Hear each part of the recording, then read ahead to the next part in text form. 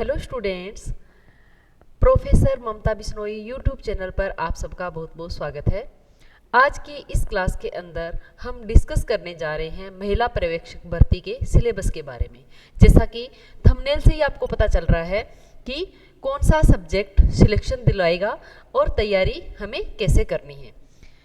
तो स्टूडेंट्स, आज की इस छोटी सी क्लास के अंदर हम ये डिस्कस करने वाले हैं कि जो महिला पर्यवेक्षक भर्ती है इसका जो सिलेबस है उसमें कौन कौन सी चीज़ें हैं, कौन कौन से टॉपिक्स शामिल किए गए हैं, कौन कौन से सब्जेक्ट्स हमें पढ़ने हैं और उनकी किस तरह से हमें तैयारी करनी है और आपको इस चैनल के माध्यम से कौन से सब्जेक्ट की तैयारी करवाई जाएगी।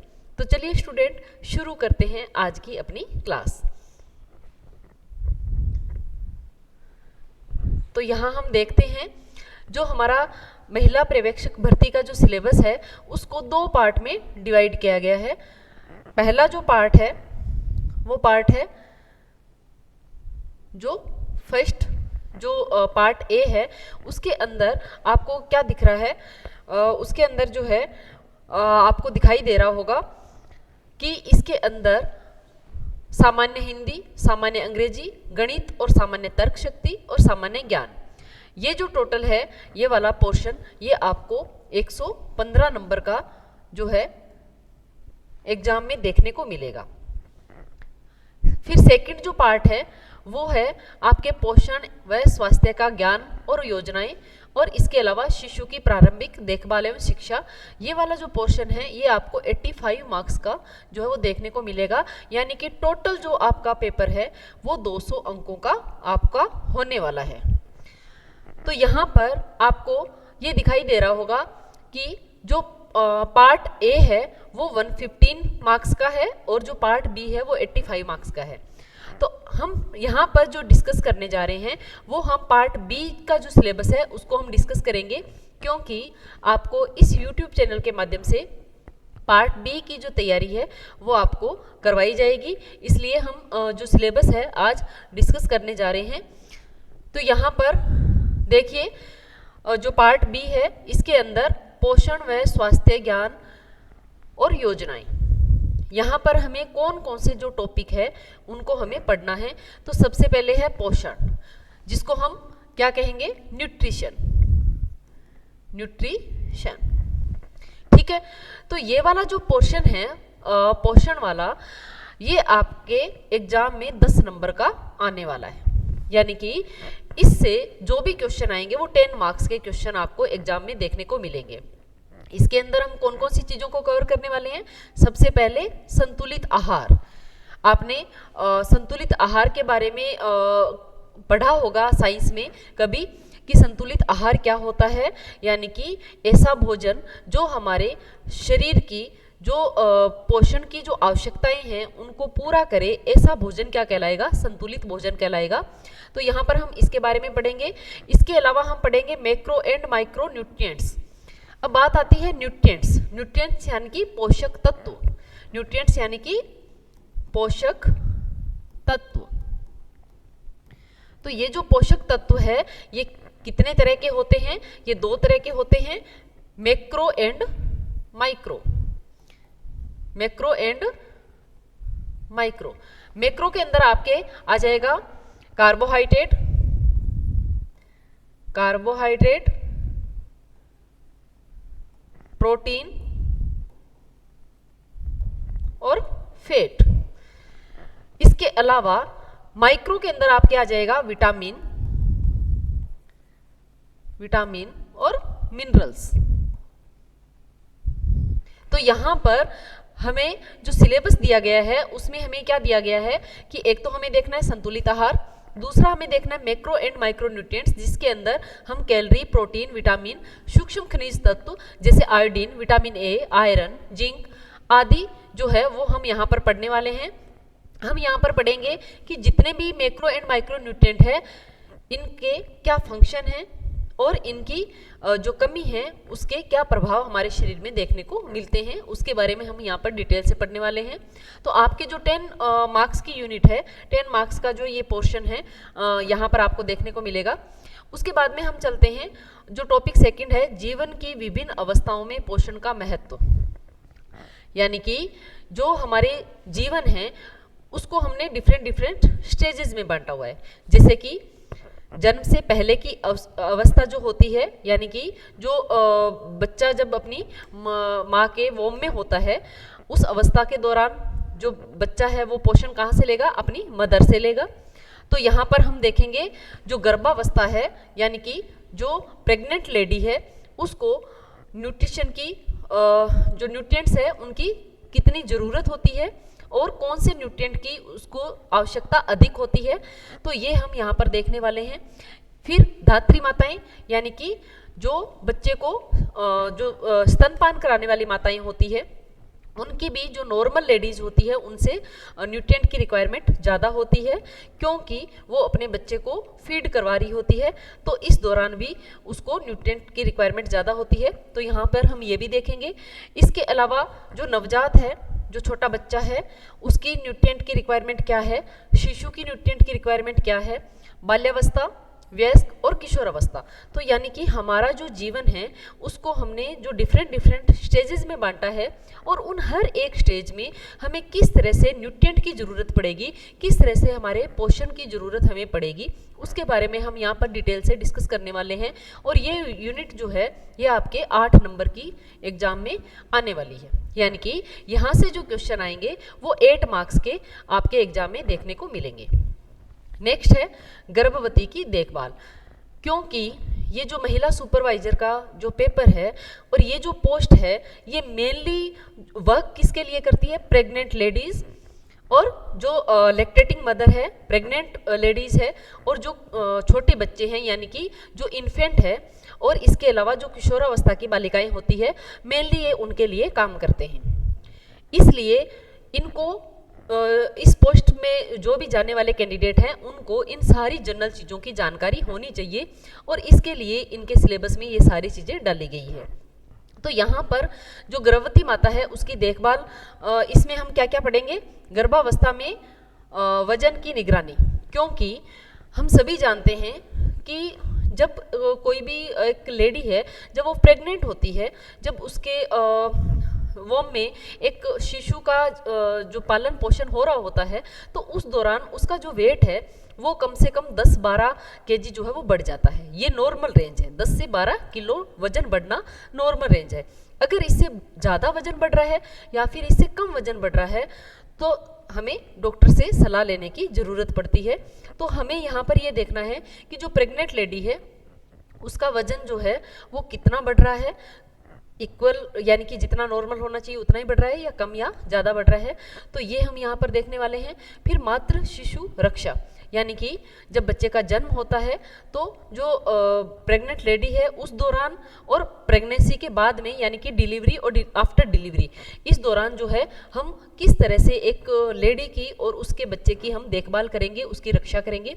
फिर गर्भावस्था में खतरों से बचाव, प्रेगनेंसी के दौरान कौन कौन से खतरे हो सकते हैं और उनसे बचाव जो है वो हम किस तरह से जो करेंगे, इसके बारे में हम यहाँ पढ़ने वाले हैं।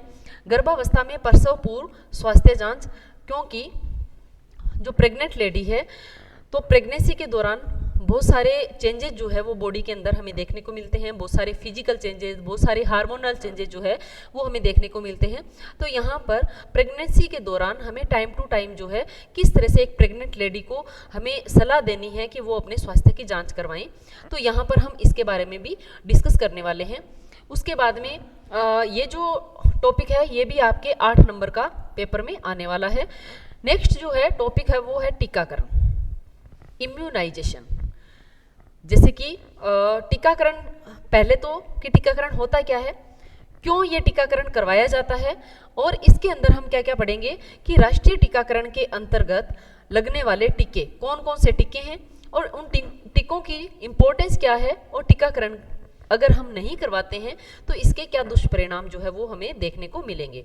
तो जैसा कि हम जानते हैं कि जब बच्चे का जन्म होता है तो उस दौरान बच्चे के टीके लगते हैं, उसके बाद में 1 मंथ पे, 2 मंथ पे, 3 मंथ पे, तो इस तरह से जो अलग अलग हमारे पास एक टेबल जो है वो दी हुई है, और उस टेबल के अकॉर्डिंग हमें जो वो बच्चा होता है उसके इंजेक्शन जो है वो लगवाने होते हैं, जो इम्यूनाइजेशन है वो करवाना होता है, ताकि जो भी शिशु है, क्योंकि जो शिशु होता है उसकी इम्यूनिटी पावर जो है वो बहुत ज़्यादा स्ट्रॉन्ग नहीं होती है, और उसकी इम्यूनिटी पावर को डेवलप करने के लिए ये जो टीकाकरण है ये करवाया जाता है। और इसकी इम्पोर्टेंस मैंने बताई दी है, और बाकी हम क्लास के अंदर डिटेल में इसको डिस्कस कर लेंगे। और अगर हम इम्यूनाइजेशन नहीं करवाएंगे तब क्या प्रॉब्लम हो सकती है उनके बारे में भी हम यहाँ पर डिटेल से देखने वाले हैं। ये वाला जो पोर्शन है ये भी आपको 8 नंबर का एग्जाम में देखने को मिलेगा। देन स्वास्थ्य एवं पोषण के विभिन्न कार्यक्रम, यानी कि जो भी स्वास्थ्य और पोषण है उससे रिलेटेड जितने भी कार्यक्रम सरकार के द्वारा चलाए गए हैं उनके बारे में हम यहाँ डिस्कस करने वाले हैं कि कौन कौन सी जो योजनाएं हैं उनका संचालन किया जा रहा है। जैसे इसके साथ ही समेकित बाल विकास सेवाओं का परिचय हम यहाँ पर देखेंगे, इसकी ऐतिहासिक पृष्ठभूमि क्या है, इसके उद्देश्य क्या है, समेकित बाल विकास सेवाओं के अंतर्गत प्रदत्त सेवाएं और संचालित योजनाएं, इन सब के बारे में हम यहाँ डिस्कस करने वाले हैं। और ये आपके इस सेकंड पार्ट का सबसे मेजर जो टॉपिक है वो ये है स्वास्थ्य एवं पोषण के विभिन्न कार्यक्रम, क्योंकि ये आपके 15 मार्क्स का आपको देखने को मिल रहा है। इसके बाद में हम बात करते हैं कुपोषण। कुपोषण के अंदर हम क्या देखेंगे, जन्म से पूर्व, यानी कि अगर कोई प्रेग्नेंट लेडी है उसमें किसी पर्टिकुलर न्यूट्रिएंट की या एक से अधिक न्यूट्रिएंट की डेफिशिएंसी है, तो उस दौरान क्या होगा कि उसमें जो पलने वाला बच्चा है उस बच्चे में भी उन न्यूट्रिएंट की कमी देखी जाएगी, और जो बच्चा है वो लो बर्थ वेट जो है वो बच्चा पैदा होगा, यानी कि वो कुपोषण का शिकार है। तो जन्म से पूर्व किस तरह से जो बच्चा है वो कुपोषित हो जाता है, हम उसकी किस तरह से जांच करेंगे, उसके कारणों का पता लगाएंगे और उसके संरक्षण के उपाय करेंगे। और इसी तरह से हम जन्म के बाद, बच्चे का जन्म हो गया है, नॉर्मल है, उसके बाद में किसी भी कारण से जो बच्चा है वो कुपोषित हो गया है तो उसके क्या कारण रहे हैं और उसको हम किस तरह से संरक्षण जो है वो प्रदान करेंगे, यानी कि किस तरह से हम कुपोषण की रोकथाम करेंगे और उस बच्चे को नॉर्मल बच्चों की श्रेणी में लेकर आएंगे। तो ये जो टॉपिक है ये भी आपके 8 नंबर का यहाँ पर रहने वाला है। नेक्स्ट जो टॉपिक है वो है सामान्य बीमारियों की जानकारी, क्योंकि जो छोटे बच्चे होते हैं वो जल्दी ही जो है वो बीमार पड़ जाते हैं, क्योंकि जो छोटे बच्चे होते हैं उनकी इम्यूनिटी पावर स्ट्रॉन्ग नहीं होती है, इसलिए उनमें हम दस्त, उल्टी, आंखों और नाल का संक्रमण, खसरा, गलगोटू, टिटनस, काली खांसी, टीबी, निमोनिया, इस तरह की जो बीमारियां हैं वो देखने को हमें मिलती है। तो हमें यहाँ पर इन सामान्य जो बीमारियां हैं इनकी जानकारी होनी चाहिए कि ये बीमारियां किस वजह से होती है और इनकी रोकथाम हम कैसे करेंगे। इनके दौरान जो है कौन से जो इंजेक्शन है वो लगाए जाएंगे या कौन सी मेडिसिन जो है वो यहाँ पर काम में ली जाएगी, इनके बारे में हम यहाँ देखने वाले हैं। ये भी आपको 8 नंबर का टॉपिक एग्जाम में देखने को मिलेगा, यानी कि यहाँ से जो क्वेश्चन आएंगे वो 8 मार्क्स के आपके एग्जाम में आएंगे। नेक्स्ट जो है इसी के अंदर जो खंड द्वितीय है इसका ही सेकंड पार्ट आपके बाल विकास का परिचय, शिशु की प्रारंभिक देखभाल और शिक्षा के अंदर आता है आपके बाल विकास का परिचय। यहाँ पर हम देखेंगे बुनियादी अवधारणाएं, वृद्धि एवं विकास को परिलक्षित करने वाले सिद्धांत, विकास के महत्वपूर्ण चरण, आनुवंशिकता और पर्यावरण का बाल विकास पर प्रभाव, प्रीनेटल विकास, प्रथम 3 वर्ष में विकास, यानी कि जो बच्चा है, बच्चे का जन्म हो गया है, जन्म के बाद उस बच्चे की वृद्धि और विकास किस तरह से होगी, और जो बच्चा है उसकी वृद्धि और विकास पर उसके पर्यावरण का, उसकी आनुवंशिकी का क्या प्रभाव पड़ेगा, कौन कौन से सिद्धांत जो है इसके अंदर देखने को मिलते हैं। अलग अलग साइकोलॉजिस्ट ने अलग अलग जो है अपनी अपनी थ्योरीज यहाँ पर ग्रोथ और डेवलपमेंट को लेकर दी है, उनके बारे में हम देखेंगे। इसके अलावा जो प्रीनेटल डेवलपमेंट है बच्चे का उसके बारे में देखेंगे, और बच्चे के जन्म के बाद में जो प्रथम 3 वर्ष में विकास हो रहा है उसके बारे में भी हम यहाँ देखेंगे। फिर 3 से 6 वर्ष के जो बच्चे हैं उनका विकास किस तरह से होगा उसके बारे में भी हम यहाँ पर डिटेल से पढ़ने वाले हैं। नेक्स्ट है शाला पूर्व शिक्षा परिचय, ये वाला जो टॉपिक है ये आपको 10 नंबर का देखने को मिलेगा।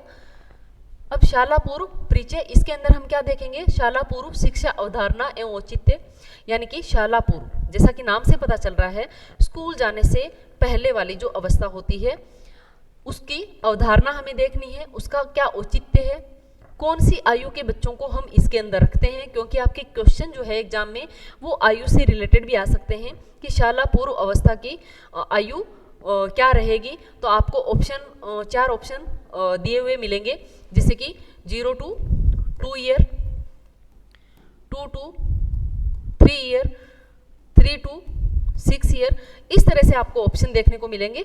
तो यहाँ हमें ये पता होना चाहिए कि शाला पूर्व अवस्था कौन सी है, तो उसकी आयु क्या है।